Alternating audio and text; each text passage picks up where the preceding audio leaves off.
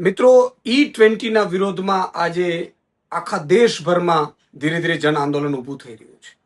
આખા દેશભરના કરોડો વાહનોને E20 ઇથેનોલની જે પોલિસી સરકારે નીતિ જે નક્કી કરી છે એનાથી અસર કરે છે. આજે સામાન્ય વર્ગ પેટ્રોલની જે ગાડીઓ કે બાઇક રાખી છે એના કારણે એને માઇલેજ ઘટી રહી છે, એન્જિનમાં નુકસાન છે, અને ઘણી બધી બાબતોમાં નુકસાન થઈ રહ્યું છે. અને પેટ્રોલ પણ 20% પેટ્રોલમાં ઇથેનોલ ઉમેર્યા બાદ પણ પેટ્રોલની કિંમત એ જ છે. પેટ્રોલની કિંમત પણ 20% ઘટતી નથી. એટલે આ મુદ્દાને લઈને આવતીકાલે 9 ઓગસ્ટ 2026ના રોજ SMC કોમ્યુનિટી હોલ સુરત ખાતે એક ટાઉન હોલનું આયોજન કર્યું છે.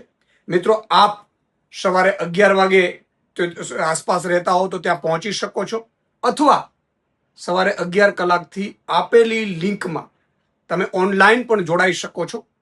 અહીંયા એક્સપર્ટ પણ પોતાનો મત વ્યક્ત કરશે. અને હવે આ મુદ્દાને આપણે જન આંદોલન બનાવવાનો સમય આવી ગયો છે, કારણ કે સરકારે બળજબરીપૂર્વક ઇથેનોલ ખરીદવાનો ભાર પણ મૂકે છે.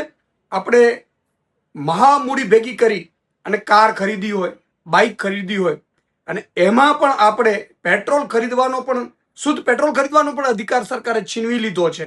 અને 20% ઇથેનોલ ભારે મજબૂરીએ અમેરિકાના દબાણના કારણે મને લાગે છે કે એ નીતિ બનાવી રહ્યા છે, જેના કારણે આપણે સૌ પરેશાન છીએ. તો અવાજ ઉઠાવવાનો સમય આવી ગયો છે અને અવાજ ઉઠાવીશું આવતીકાલે ટાઉન હોલ.